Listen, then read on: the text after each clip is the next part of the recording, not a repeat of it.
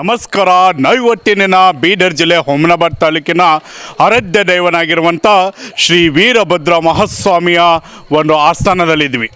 ವೀಕ್ಷಕರೇ, ನಿಮಗೆಲ್ಲ ಗೊತ್ತು ಏನಂದರೆ ವಿಶೇಷವಾಗಿ ಶ್ರೀ ವೀರಭದ್ರ ಮಹಾಸ್ವಾಮಿಯ ಭಕ್ತಾದಿಗಳು ಏನಂದರೆ ಪ್ರತಿ ಶ್ರವಣ ಸೋಮವಾರ ಅಲ್ಲ, ಪ್ರತಿನಿತ್ಯವೂ ಕೂಡ ಏನಪ್ಪ ಅಂದರೆ ದಿನದಿಂದ ದಿನಕ್ಕೆ ಏನಪ್ಪ ಅಂದರೆ ಭಕ್ತಾದಿಗಳು ಹರಿದು ಬರ್ತಾ ಇದೆ ಜನಸಾಗರ. ಹಾಗಾದರೆ ಅವರಿಗೆ ಉಳಿದುಕೊಳ್ಳಲು ಏನಪ್ಪ ಅಂದರೆ ಶ್ರೀ ವೀರಭದ್ರೇಶ್ವರ ಯಾತ್ರಿ ನಿವಾಸ ಏನಪ್ಪ ಅಂದರೆ ಉದ್ಘಾಟನೆಗೊಂಡು ಪ್ರಾರಂಭವಾಗಿದೆ. ಇಲ್ಲಿ ವಿಶೇಷವಾಗಿ ಏನಪ್ಪ ಅಂದರೆ ಯಾವ ರೀತಿಯಾಗಿ ಯಾತ್ರಿ ನಿವಾಸದಲ್ಲಿ ರೂಮ್ಗಳಿದೆ, ಇಷ್ಟೆಲ್ಲ ಚಾರ್ಜ್ ಇದೆ ಅನ್ನೋದನ್ನು ಬನ್ನಿ ನಾವು ನಿಮ್ಗೆ ತೋರಿಸ್ತೀವಿ. ವೀಕ್ಷಕರೇ, ನಾವೀಗ ಯಾತ್ರಿ ನಿವಾಸದ ಒಳಗಡೆ ಇದ್ದೀವಿ. ಇಲ್ಲಿ ನೀವು ಬಂದ ತಕ್ಷಣ ನೇರವಾಗಿ ಒಂದು ರಿಸೆಪ್ಷನನ್ನು ಮಾಡ್ಕೊಳ್ಬೋದು. ನಂತರವಾಗಿ ನೇರವಾಗಿ ನಾವು ಇಲ್ಲೇನಪ್ಪ ಅಂದರೆ ಸುಮಾರಾಗಿ ಅಂತಂದರೆ ಈ ಯಾತ್ರಿ ನಿವಾಸದಲ್ಲಿ ಸುಮಾರು 14 ರೂಮ್ಗಳಿದೆ. ಯಾಕಂದರೆ ಸಹಸ್ರಾರು ಸಂಖ್ಯೆಯಲ್ಲಿ ಭಕ್ತಾದಿಗಳು ಬರ್ತಾರೆ. ಆ ಭಕ್ತಾದಿಗಳನ್ನು ಉಳ್ಕೊಳ್ಳೋ ಸಲುವಾಗಿ ವೀಕ್ಷಕರೇ ಯಾತ್ರಿ ನಿವಾಸದ ಒಂದು ಕೋಣೆಯಲ್ಲಿದ್ವಿ. ಯಾವ ರೀತಿಯಾದಂಥ ಒಂದು ಕೋಣೆ ಇದೆ, ಯಾವ ರೀತಿಯಾದಂಥ ಒಂದು ಏನಂದರೆ ಯಾತ್ರಿ ನಿವಾಸಕರಿಗೆ ಉಳ್ಕೊಳ್ಳುವಂಥದ ಒಂದು ಬೆಡ್ನ ವ್ಯವಸ್ಥೆ ಮಾಡಿಸಲಾಗಿದೆ ಅನ್ನೋದನ್ನು ನಾವು ನಿಮಗೆ ತೋರಿಸ್ತಾ ಇದ್ದೀವಿ. ವೀಕ್ಷಕರೇ, ನೀವು ನೋಡ್ಬೋದು ಯಾವ ರೀತಿಯಾಗಿ ಡಬಲ್ ಬೆಡ್ ಇದೆ ಮತ್ತು ಅದಕ್ಕೆ ಕೊಳ್ಳಲು ಒಂದು ಬೆಡ್ಶೀಟ್ ಕೂಡ ನೀಡಿದ್ದಾರೆ. ನಂತರವಾಗಿ ನಾವು ಸ್ವಚ್ಛತೆ ಕಡೆ ನೋಡಿದಾಗ ಯಾವ ರೀತಿಯಾದಂಥ ಒಂದು ಸ್ವಚ್ಛತೆ ಇದೆ, ಒಂದು ಉತ್ತಮ ರೀತಿಯಾದಂಥ ಇಂಡಿಯನ್ ಮತ್ತು ವೆಸ್ಟರ್ನ್ ಟಾಯ್ಲೆಟ್ ಕೂಡ ನಿರ್ಮಾಣ ಮಾಡಿದ್ದಾರೆ. ಹಾಗಾದರೆ ವೀಕ್ಷಕರೇ, ಇಷ್ಟೆಲ್ಲ ಮಾಡಿದ ಮೇಲೆ ಸುಮಾರು ತಮಗೆಲ್ಲ ಗೊತ್ತಿರ್ಬೋದು ಏನಂದರೆ ಸುಮಾರು ಜಾಸ್ತಿ ಚಾರ್ಜ್ ಇದೆ, ಹಾಗಿದೆ ಹೀಗಿದೆ ಅಂತೇಳಿ.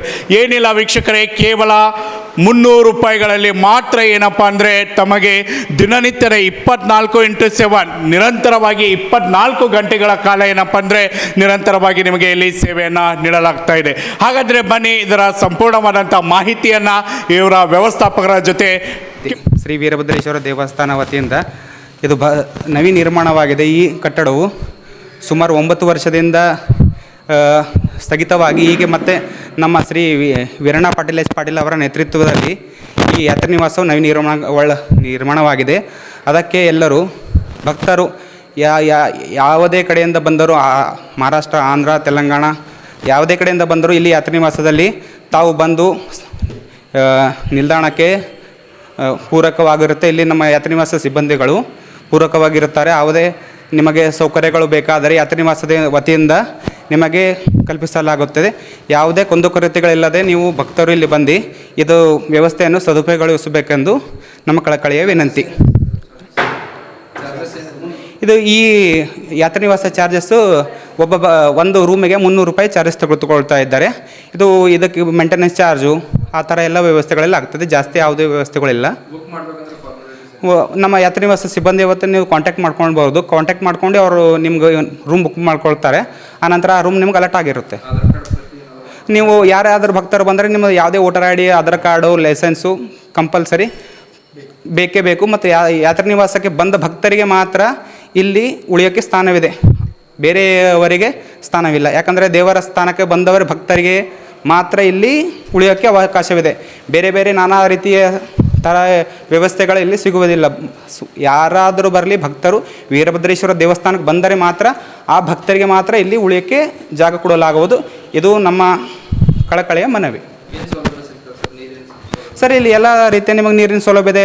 ಬಾತ್ರೂಮ್ ಮತ್ತು ಟಾಯ್ಲೆಟು, ಕ್ಲೀನಿಂಗು ಮತ್ತು ಸ್ವಚ್ಛವಾಗಿದ್ದ ಬೆಡ್ಡು ಎಲ್ಲ ರೀತಿಯ ನಿಮಗೆಲ್ಲ ಯಾವ ಲಾಡ್ಜ್ನಲ್ಲಿ ಯಾವ ವ್ಯವಸ್ಥೆ ಇರುತ್ತೆ. ಈ ಯಾತ್ರಿ ನಿವಾಸದಲ್ಲಿ ವೀರಭದ್ರೇಶ್ವರ ಪಂಚ ಕಮಿಟಿ ವತಿಯಿಂದ ಅವರ ಏನು ನೇತೃತ್ವ, ವೀರಣ್ಣ ಪಾಟೀಲ್ ಅವ್ರ ನೇತೃತ್ವದಲ್ಲಿ ಏನು ನಡೀತದೆ ಅವರೆಲ್ಲ ಸುವ್ಯವಸ್ಥಿತವಾಗಿ ಈ ಯಾತ್ರಿ ನಿವಾಸವನ್ನು ಅವರು ನವೀನ ನಿರ್ಮಾಣ ಮಾಡಿದ್ದಾರೆ. ಅವರ ನೇತೃತ್ವದಲ್ಲಿ ಅವರು ಏನು ಹೇಳಿದ್ದಾರೆ ಆ ರೀತಿಯಲ್ಲಿ ಜರುಗ್ತಾ ಇದೆ. ನಿಮಗೆ ಯಾವುದೇ ಭಕ್ತರಿಗೆ ಯಾವುದೇ ವ್ಯವಸ್ಥೆಯು ಬೇರೆ ಯಾವ ಲಾಡ್ಜ್ನಲ್ಲಿ ಸಿಗುತ್ತದೆ.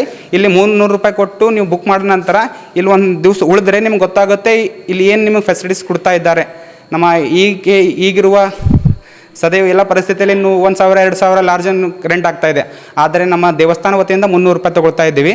ಅವರು ಏನು ತೊಗೊಳ್ತಾ ಇದ್ದಾರೆ 300 ರೂಪಾಯಿದಲ್ಲಿ 2,000 ರೂಪಾಯಿ ಲಾರ್ಜ್ ಫೆಸಿಲಿಟೀಸ್ ಈ ಯಾತ್ರಿ ನಿವಾಸದಲ್ಲಿ ದೊರಕ್ತಾ ಇದೆ ಭಕ್ತರಿಗೆ. ಇದು ಮಾತ್ರ ಭಕ್ತರಿಗೆ ಮಾತ್ರ ಯಾತ್ರಿ ನಿವಾಸ ಸೌಲಭ್ಯವಿದೆ, ಬೇರೆಯವರಿಗಲ್ಲ. ವೀರಭದ್ರೇಶ್ವರ ದೇವಸ್ಥಾನ ಭಾಳ ಪ್ರಸಿದ್ಧವಾಗಿರುವಂಥ ದೇವಸ್ಥಾನ. ಹಲವಾರು ದೇವಸ್ಥಾನಗಳಲ್ಲಿ ಹುಮನಾಬಾದ್ ವೀರಭದ್ರೇಶ್ವರ ದೇವಸ್ಥಾನ ಈ ಭಾಗದಲ್ಲಿ ದೊಡ್ಡ ಪ್ರಸಿದ್ಧವಾಗಿರುವಂಥ ದೇವಸ್ಥಾನ. ಆದರೆ ವಿಶೇಷವಾಗಿ ಈ ದತ್ತಿ ಇಲಾಖೆ ವತಿಯಿಂದ ಇದನ್ನು ಮಾಡ್ಯಾರಲ್ಲ, ವೀರಭದ್ರೇಶ್ವರ ಸೇವಾ ಸಮಿತಿ ಇರ್ಬೋದು, ಎಲ್ಲ ಭಕ್ತ ಬಳಗ ಇರ್ಬೋದು, ಅವರೆಲ್ಲರಿಗೂ ತುಂಬ ಧನ್ಯವಾದಗಳು. ಯಾಕಂತಂದರೆ ಬರುವ ಭಕ್ತಾದಿಗಳಿಗೆ ಎಂಥ ವ್ಯವಸ್ಥೆ ಐತಿ ಅಂತಂದರೆ ಬಹುಶಃ ಜಿಲ್ಲೆಯಲ್ಲಾಗಲಿ ನಾಡಿನಲ್ಲಿ ಆಗಲಿ ಹಲವಾರು ಕ್ಷೇತ್ರಗಳಲ್ಲಿ ಇಂಥ ವಿಶೇಷವಾಗಿರುವಂಥ ಫೆಸಿಲಿಟಿ ಎಲ್ಲಿ ವಿಶೇಷವಾಗಿ ಇರಲಿಕ್ಕಿಲ್ಲ. ಅಂಥ ವ್ಯವಸ್ಥೆಯನ್ನು ವೀರಭದ್ರ ಸೇವಾ ಸಮಿತಿಯವರು ದತ್ತಿ ಇಲಾಖೆ ವತಿಯಿಂದ ಎಲ್ಲ ವ್ಯವಸ್ಥೆಯನ್ನು ಮಾಡಿರುವಂಥವರಾಗಿದ್ದಾರೆ. ಈ ವ್ಯವಸ್ಥೆ ಮಾಡಿರುವಂಥ ಎಲ್ಲ ಇಲಾಖೆಯ ಸಿಬ್ಬಂದಿಗಳಿಗೆ, ಸೇವಾ ಸಮಿತಿ ಪದಾಧಿಕಾರಿಗಳಿಗೆ ಎಲ್ಲರಿಗೂ ಕೂಡ ಧನ್ಯವಾದಗಳು ತಿಳಿಸುವ ಜೊತೆಗೆ ಇನ್ನೊಂದು ವಿಶೇಷ ಏನು ಹೇಳ್ತೇನೆ ಅಂತಂದರೆ, ಬರುವಂಥ ಭಕ್ತಾದಿಗಳು ವೀರಭದ್ರೇಶ್ವರನ ಪರಮ ಭಕ್ತರಾಗಿರುವಂಥವರೆಲ್ಲರೂ ಕೂಡ ಬಂದು ಇಲ್ಲಿ ಮಾಡಿರುವಂಥ ಯಾತ್ರಾ ನಿವಾಸದ ಸದುಪಯೋಗವನ್ನು ಎಲ್ಲರೂ ಪಡ್ಕೋಬೇಕು ಅಂತ ನಾನು ಕಳಕಳಿಂದ ಹೇಳ್ತಾ ಇದ್ದೀನಿ. ಒಂದು ತಿಂಗಳ ಪರ್ಯಂತರ ನಾನು ಪುರಾಣಕ್ಕೆ ಬಂದೇನೆಲ್ಲ. ಇಲ್ಲಿ ವ್ಯವಸ್ಥೆ ಹೆಂಗೈತೆ ಅಂತಂದರೆ, ಮನೆಯಲ್ಲಿ ಕೂಡ ಇಲ್ಲದೇ ಇರುವಂಥ ವ್ಯವಸ್ಥೆ ಭಾಳ ವ್ಯವಸ್ಥಿತವಾಗಿ ಇಲ್ಲಿದೆ. ಮಾಡುವಂಥವರು ಕೂಡ, ವ್ಯವಸ್ಥಾಪಕರು ಕೂಡ, ಅದರ ಜೊತೆಗೆ ಕಾರ್ಯಕರ್ತರು ಕೂಡ ಭಾಳ ವ್ಯವಸ್ಥಿತವಾಗಿ ಈ ಕಾರ್ಯವನ್ನು ನಿರ್ವಹಿಸುತ್ತಾರೆ. ಅದಕ್ಕೆ ಹುಮನಾಬಾದ ಭಕ್ತರಿರ್ಬೋದು, ವೀರಭದ್ರೇಶ್ವರನ ಎಲ್ಲ ಭಕ್ತಾದಿಗಳು ಕೂಡ ಬಂದರೂ ಕೂಡ ಅವರಿಗೆ ಸಾಥ್ ನೀಡಬೇಕು ಅಂತ ತಮ್ಮಲ್ಲಿ ಕಳಕಳಿಯಿಂದ ಕೇಳ್ಕೊಳ್ಳ. ಟಿವಿಎಸ್ ಕಂಪನಿಯ ತರತರಹದ ಮಾಡೆಲ್ ಬೈಕ್ ಖರೀದಿಸಲು ಯೋಚಿಸುತ್ತಿದ್ದರೆ ಎಸ್ವಿ ಟಿವಿಎಸ್ ಶೋರೂಮ್ ನಿಮಗಾಗಿ ತರುತ್ತಿದೆ ಹೊಸ ಮಾಡೆಲ್ಗಳ ಹೊಸ ಬೈಕ್ಗಳು. ಟಿವಿಎಸ್ನ ಎಲ್ಲಾ ತರಹದ ಬೈಕ್ಗಳು ಹಾಗೂ ಎಲ್ಲಾ ಬೈಕ್ಗಳ ಸರ್ವಿಸ್ ಹಾಗೂ ಅವುಗಳ ಸ್ಪೇರ್ ಪಾರ್ಟ್ಗಳು ಕೂಡ ಲಭ್ಯ. ಹಾಗಿದ್ರೆ ಹಿಂದೆ ಭೇಟಿ ನೀಡಿ ಎಸ್ವಿ ಟಿವಿಎಸ್ ಶೋರೂಮ್ ಮಾಲೀಕರು Lokesh RJ, Bharat petrol bunk ಎದುರುಗಡೆ, ನಾಗಲಕ್ಷ್ಮಿ ದಾಬಾ ಹತ್ತಿರ, ಗುಲ್ಬರ್ಗ ರೋಡ್, ಹುಮ್ನಾಬಾದ್. ನಿಮ್ಮ ಬೈಕ್ ಅನ್ನು ಕಾಯ್ದಿರಿಸಿಕೊಳ್ಳಲು ಹಿಂದೆ ಸಂಪರ್ಕಿಸಿ 8494951009 ಅಥವಾ 08483